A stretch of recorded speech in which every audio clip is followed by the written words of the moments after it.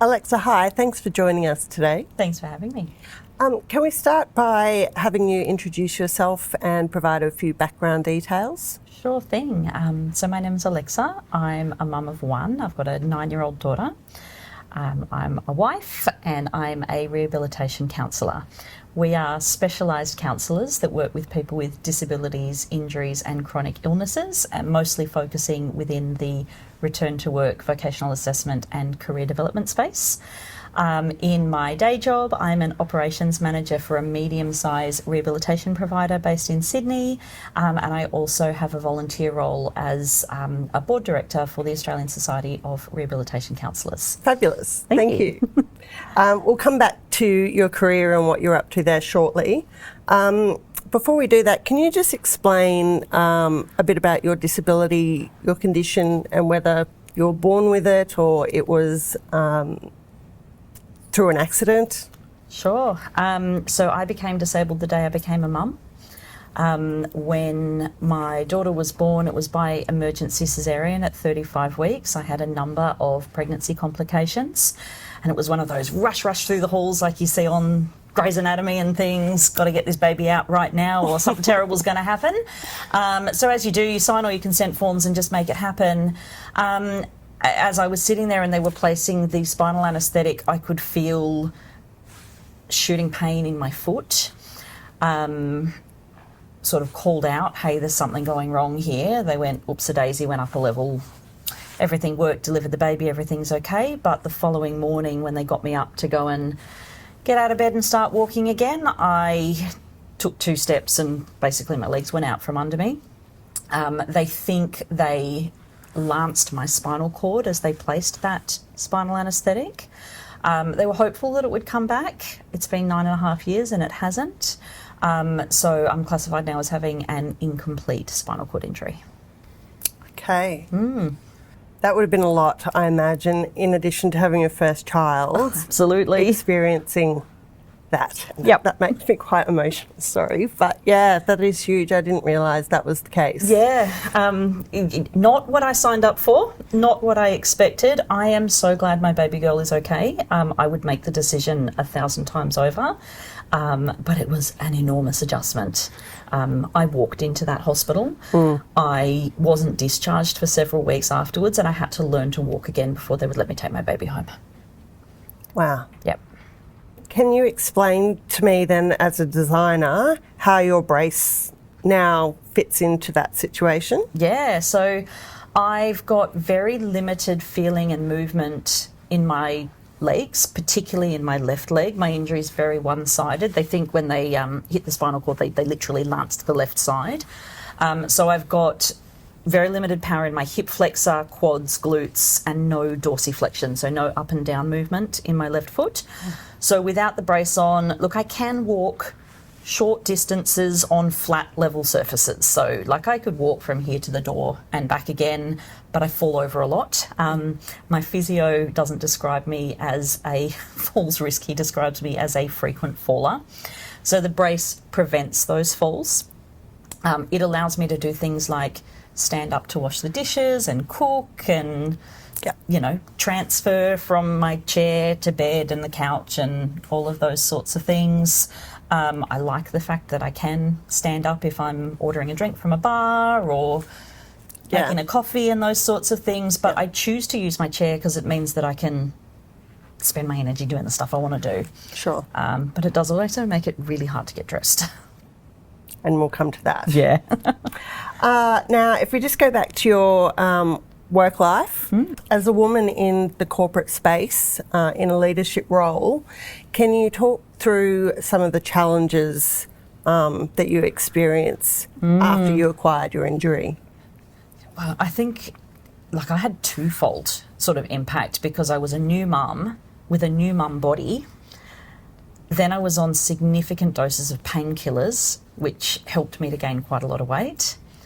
And then I can't move the way I used to. And I've got this big, bulky brace on my leg that doesn't fit under most of my pants. I went back to work when my daughter was about 6 months old, but the job I was doing was very part-time, mostly working from home, so it didn't really matter what I was wearing. Then we went into COVID and we all wore our PJs. coming out of COVID, I applied for my current role, which is in a beautiful Sydney CBD office overlooking the harbour, full of gorgeous young things that are in their little skirts and their high heels, and then there's me rolling in my chair, feeling really awkward and unable to fit into any of my corporate wear. And I struggle with things like board meetings, conferences, meetings with senior management, because it's been really hard to find things that represent me in the way I want to represent myself. You know, I love fashion, I love clothes, I love dressing up, I love being able to choose who I want to be for the day based on what I'm going to pull out of my wardrobe. Yep. But all of a sudden, the options became really limited. You know, there's stretchy elastic waisted pants, and they're great. Not so great for the boardroom. Yeah. And then I can only wear sneakers. So sneakers are going to dress down every outfit. So these days I try to dress in quite an elevated way, you know, adding accessories, going for more sort of structured pieces on the top, so that when the sneakers dress things down, I still feel like I'm appropriately dressed for the setting. So I'm hearing very clearly that shoes are an issue and in much need for investigation. I have cried in many a shoe shop. It's really embarrassing. I currently own one pair of shoes that work with my brace. Right. One. And all of the little fashion articles you read, they all say how to dress up and down your outfit. Just change your shoes. Yeah. Like, sure. I own one pair of sneakers. What am I supposed to do? Yeah. And so flats don't work for you either? No, because you need a full enclosed shoe to hold the brace onto your foot. So it's got to be a lace-up shoe. Yep. My feet are naturally a size 8. I have to wear a size 10.5 shoe to fit the brace in because it's so bulky. Yep. So I've had to get special inserts made for my right shoe so they don't fall off. And then I'm buying multiple sizes bigger than I normally wear, and it has to be a fully enclosed shoe, but it has to be able to open right out. So the shoes I wear have zippers on them, Yep. so they can really open them up. Yeah. So are they two different sizes? No, I buy the same size, and then my orthotist makes me an insert for the other shoe to fill in the empty space. Okay. I spend a lot of time having my feet casted. And Yeah. So Alexa, you briefly touched on the challenges or the frustrations of working in a Sydney CBD office. Yep. And being a bit envious of what others can wear around you. Yeah. Well, I don't know if you've noticed, but coming out of COVID and the pyjamas era, corporate girlies are dressing up again. Well, they are in our office. Or in Sydney, probably. Yeah. Well, they're all, you know, we wore our trackies for years, and now we work mostly from home. We only go into the office once or twice a week. Yeah.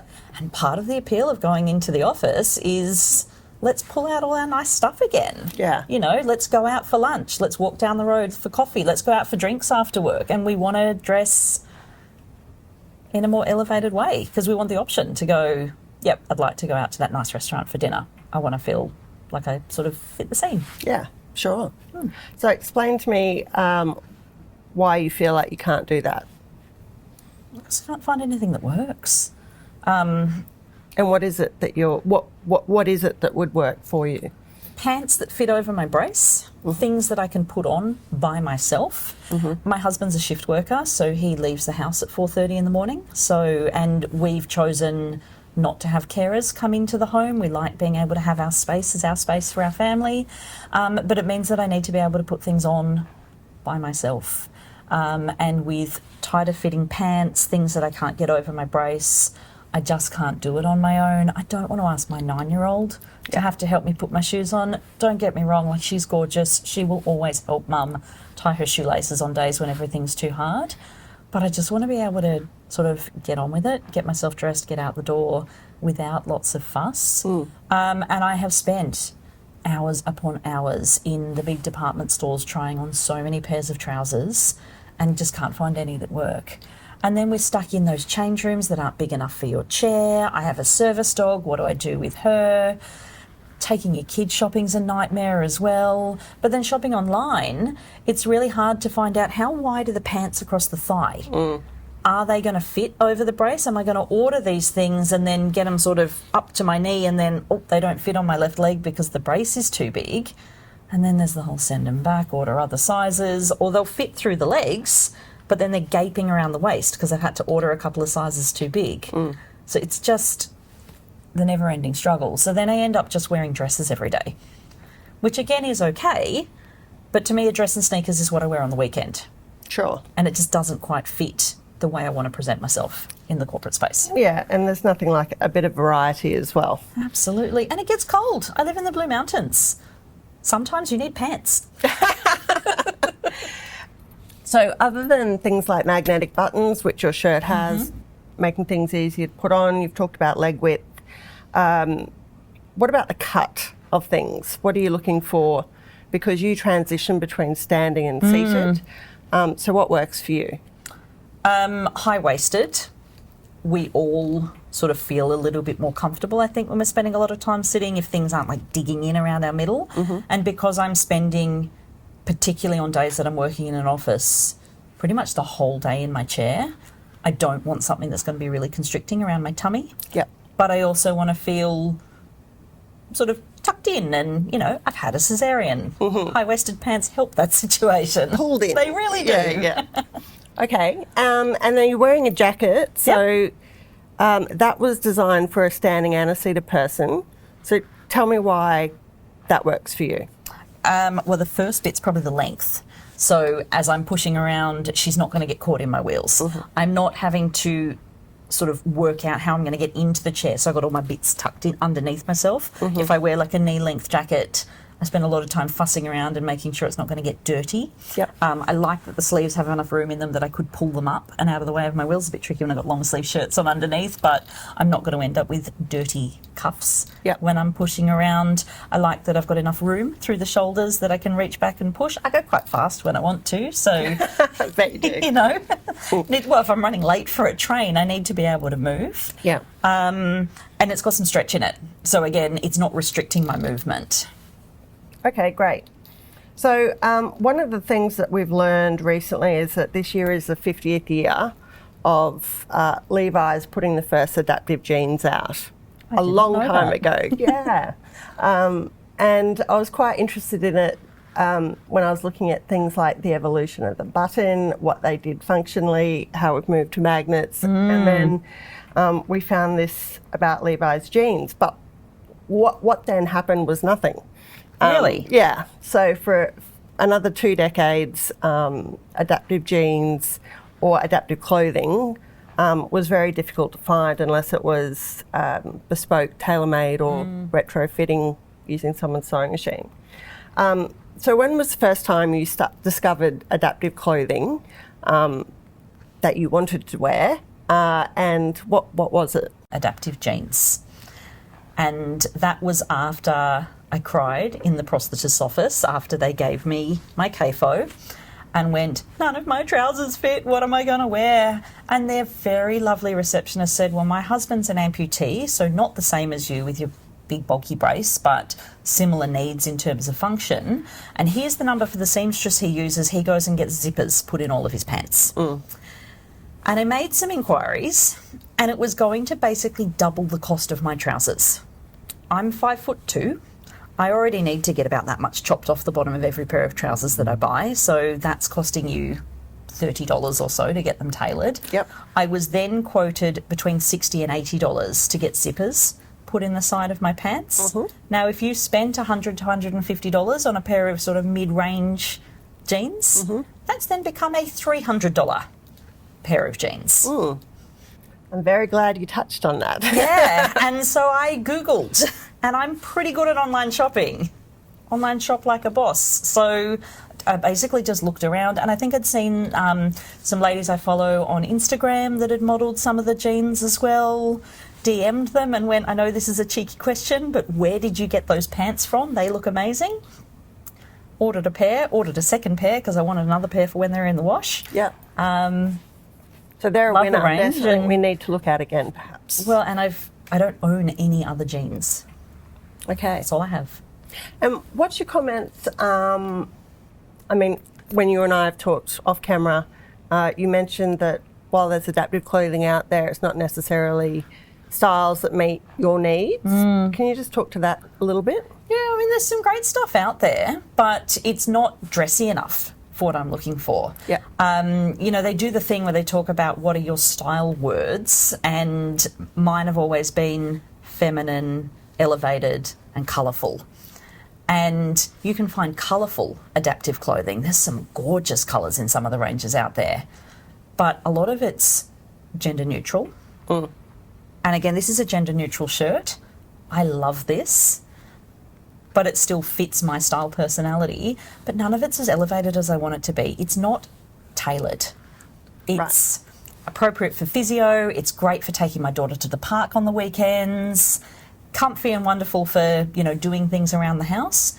Doesn't quite fit in the corporate world. So if we just go back to some of the challenges that you experience shopping online, globally, it's a challenge to find adaptive clothing on the shop floor. Yep. I went to America last year and did a scout, and predominantly everything's still online there too. Yeah. So it's a challenge that we have to be able to convince large retailers that the revenue from that square foot is going to be of value to them. But in the meantime, we're trying to, and not just Christina Stevens, but the industry, adaptive industry more generally, look at ways to making online shopping easier. And one of the options we're looking at the moment is try it before you buy type.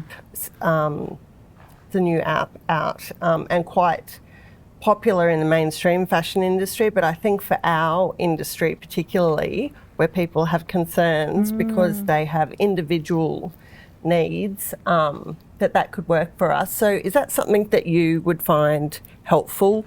Yeah, I've actually used a similar service with shoes. Yeah. Again, because I'm wearing podiatrist designed, very specific footwear. Yep. I've been able to get 3 sizes sent out for me. Yep. You basically pay for one of them. Yeah. And then you just send back whatever's not going to work. Yep. And that'd be great because, I mean, women's bodies change as well, you know, Sure. throughout the month. Yep.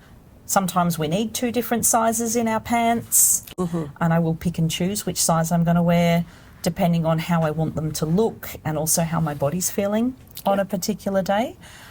So having the option to be able to see how they feel on my body, I think would be really positive and would probably encourage me to buy more because I'm not going to be worried about sort of the hassle of having to buy one size, try it on, doesn't work, send it back. Send me all of them and I'll send them back to you. So if we just go back to your corporate role, in discussions before, I think it was in our design group meeting, you had described your suit of armour. Yes. So can you talk to that for me, please? Okay.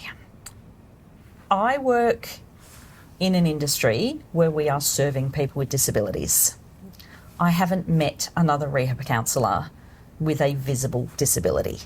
There are others out there, but there are many, many with hidden disabilities or disabilities they choose not to disclose. Now, it's pretty hard for me to hide mine.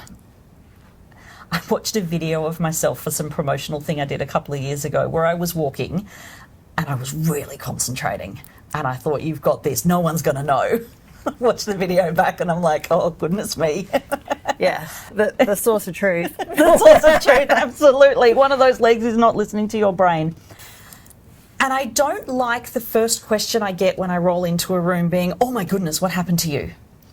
I'm not there to be the token disabled person. I think my lived experience with disability really adds to who I am as a rehab counsellor. I think I've got some really important things to contribute to the industry. I know when I meet a client with a significant physical disability, they're often there with a family member or a support person. And either the client or the support person will say to me partway through the conversation, do you know, it's really reassuring to meet someone like you because I can see if you can manage to get back to work and if you can do this and you can succeed, there's hope for me doing it too. And I love the fact that I can use my recovery journey to be able to inspire some hope in my clients. But I also don't want those conversations to become about me. I'm there in a professional setting. I'm not there to go and be an inspiration and tell my story. And so I'd rather when people ask me a question about my appearance to be something like, oh, cool jacket, where did you get that from? I'd love to one of those for myself. Or, what's your service dog's name? She's really cute. I don't want to have to answer the what happened to you question. I'm pretty comfortable talking about it now, but particularly a couple of years ago, I couldn't talk about it without crying. People hear the story and they get a bit emotional, and then it really distracts from what we're there to do. So to me, being able to put on the uniform or the coat of armour really makes me just feel like I'm presenting in the way I need to present. I'm there as a professional. When someone's looking to go and see a health professional as well, they're looking for a certain standard of presentation, aren't they? You're not going to trust someone that's, you know, in their exercise gear in the same way as you are someone who's actually bothered to take the time to present themselves. Yeah, that's true. And I spent a lot of time talking to doctors. And particularly as a younger woman, going and sitting in the doctors and the specialist rooms, there's a little bit of that power imbalance going on there too. And so sometimes being able to just put your armour on and go in, then you can have those conversations to challenge them around things like, why can't this person start thinking about going back to work? You know, what's going to be the benefit of staying at home for a bit longer?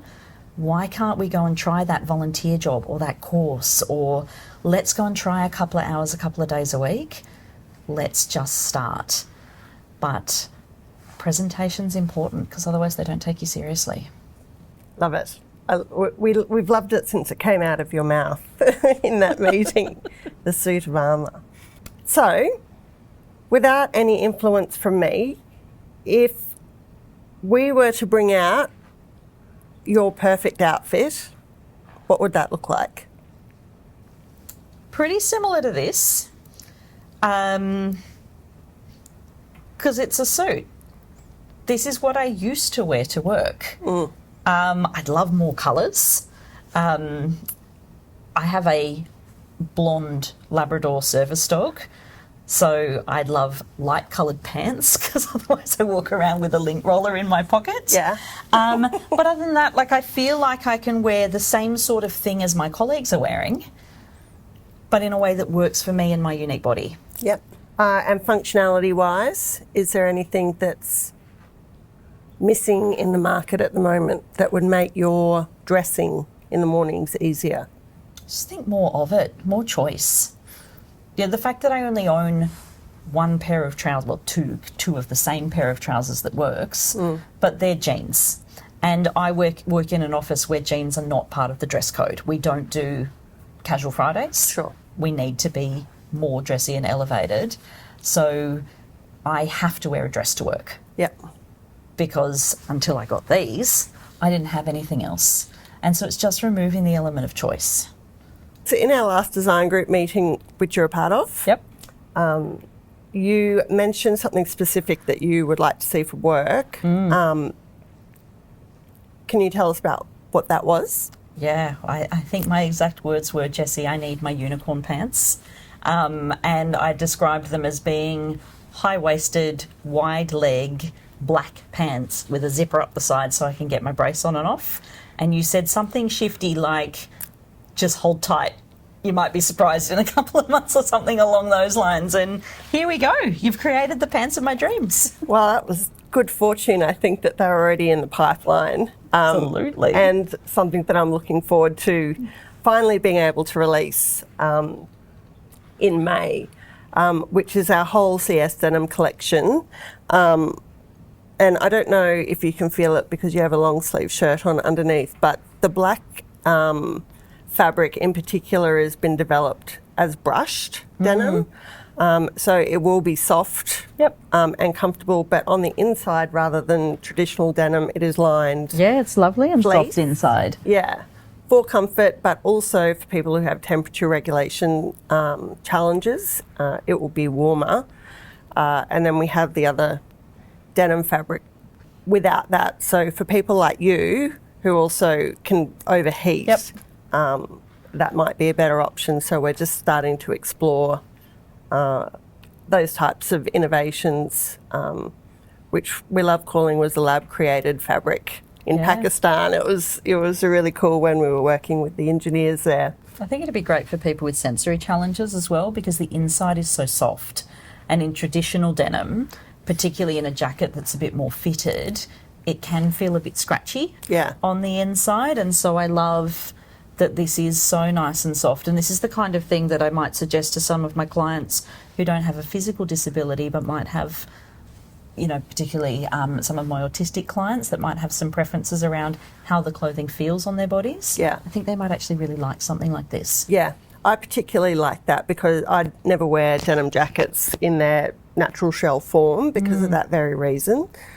It's comfy, it's cosy, Yeah. and you feel more secure with that kind of lining. It's kind of like wearing your dressing gown, but you're wearing it in the corporate space, but no one needs to know because the fluffy bit's all on Just the like inside. we did in COVID. So a business like Christina Stevens, who is trying to create change or systemic change in the fashion industry, and I guess also you've mentioned in a retail space, some of the challenges are change rooms, staff training, access, being able to reach Gaps things. between the rails. Yeah, all of that stuff. And I think when people see what we're doing in the clothing space, the frustration of getting to that next level in the retail space is another basket of eggs, another kettle of fish. And so from your perspective, what else can we be doing to try and elevate or progress adaptive fashion so that people have better access to it? With my allied health hat on, I'd say getting out there and talking to people like the physios and the OTs, that's the first place I went to when I was going, how on earth am I going to get dressed? As rehab counsellors, part of our helping people to get ready to go back to work is having that conversation around, do you still have clothes that fit your body? And that's for people that have got both physical and mental health conditions, right? Because if we've been off work for a prolonged period of time, often our bodies have changed. Look at all of us through COVID who ate too many snacks and drank too many glasses of wine, right? Yeah. Myself included. Stacked on a couple of kilos. But then when we went back to the office, oops-a-daisy, your pants don't fit anymore. Yeah. Women's bodies change throughout the lifetime, right? My hips have never been the same after having a baby. Pants need to fit differently. I'm looking for a different cut in fabric. But I didn't know where to go. I didn't know where to get started. Now I'm out there championing the Christina Stevens brand to everybody I can talk about because I'm like, this works for me. If it works for me, it's going to work for a whole bunch of other people out there. But the company that make my leg brace didn't know about them. They do now. My physio had no idea. My OT had no idea. They were busy trying to get me into leggings with the brace over the top and a long top. That's what my mum wore in the 90s. Yeah, for work. Doesn't quite cut it does either. not quite cut it. Yeah. Works in mum life. Love leggings and a long top when I'm running around after my kid. Doesn't quite work when I'm off presenting at a conference or sitting in a board meeting, inducting new people into our business. I'm part of the recruitment team in my operations manager role as well. It's really important to us when we're interviewing people that they present themselves in the way we want them to represent our brand. So I need to model that as well. And if I can't find the things that fit me, You can't do it. Yeah, and it's really obvious when you're wearing clothes that just don't work for you that you're uncomfortable. You sit stiff, you sit uncomfortably, you don't express yourself properly. It changes your persona completely. Absolutely. You know, there's nothing worse than sitting in a pair of jeans that are digging into your tummy and just thinking, I can't wait to take these off. Yeah. But also nothing worse than leaving your house in an outfit and just thinking something doesn't quite look right. One last question I have for you, and it's around NDIS funding. Yep. So we're very fortunate in Australia to have the support of the NDIS, and it is funds that our customers can use to purchase our clothing. We sometimes hear pushback on that, that the NDIS funds should be used for important supports and that clothing is frivolous. What are your comments around that? Well, if I've got a client who's going for a job interview and they've got all the skills and experience the employer's looking for, but they've been out of work for a year or two, the employer's going to ask about those gaps.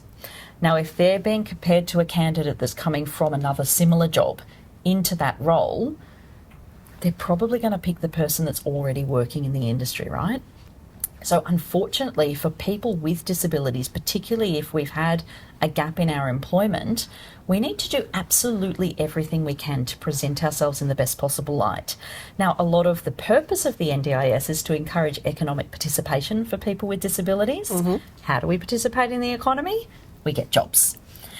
Now, if I'm interviewing two different candidates and one of them's looking a bit dishevelled and the other one's looking beautifully polished, first impressions really matter.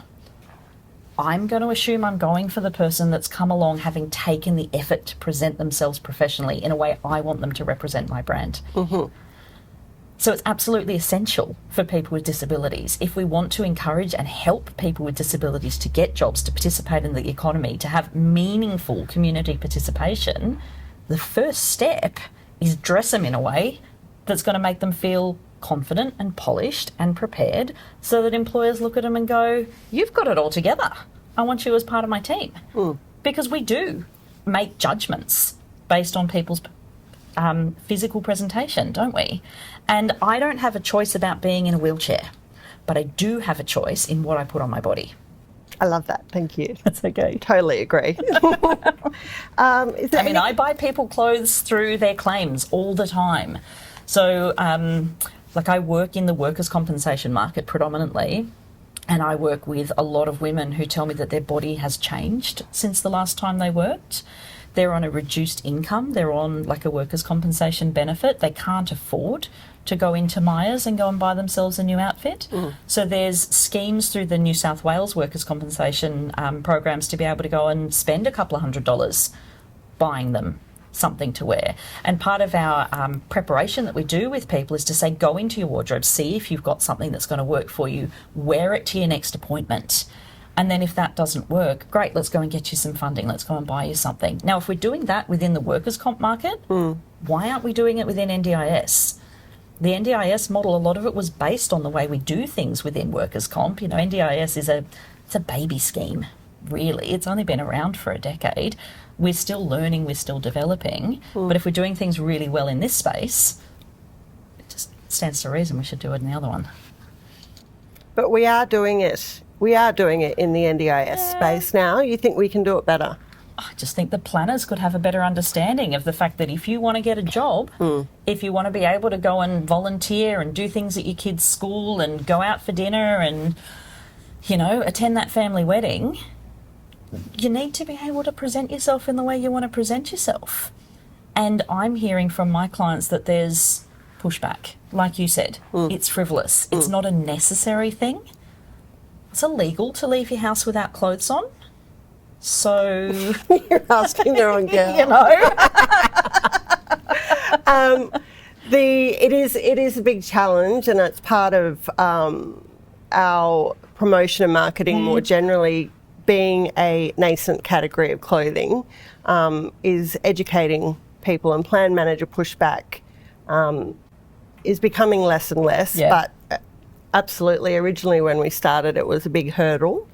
But it is absolutely included in the regulations specifically, and so that's more marketing and education that the adaptive clothing industry more generally in Australia needs to be pushing.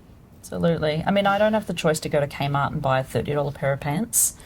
I have to buy adaptive pants. Yeah. Because I can't buy anything at other price points. So someone who doesn't need adaptive clothing has more choice in the way they're spending your money. Yeah, of course. So, that's usually my argument as we're speaking to plan managers is it's not frivolous to need to spend the price point that adaptive clothing costs because there are manufacturing costs, there's lower numbers. Lower quantities, That's the word we're looking for. So, the unit price points is going to be towards the higher end. But then, you look at the price of something like these, they're about the same as you'd pay for a pair of jeans if you went into David Jones. So, thanks for that. They're not crazy. It's true. There are additional input costs, design costs, fabric efficiency, additional marketing and education expenses. We were talking earlier about photo shoots where it takes longer for models to change, more planning and consideration. So there's all of those hidden costs behind adaptive clothing, but certainly we we appreciate the pressures of everyday life for people, so we do our best to keep the price point reasonable. But yeah, there's certainly challenges that the mainstream fashion industry don't experience that we do. So, Alexa, it's been lovely talking to you. Thank you for taking the time. Thanks, Jessie. You're up for a board meeting in Brisbane? Yes, out for a board meeting. I think I'm going to lose the jacket or I'm going to melt. Yep. But linen shirts are good. Great. Thanks so much. Thank you.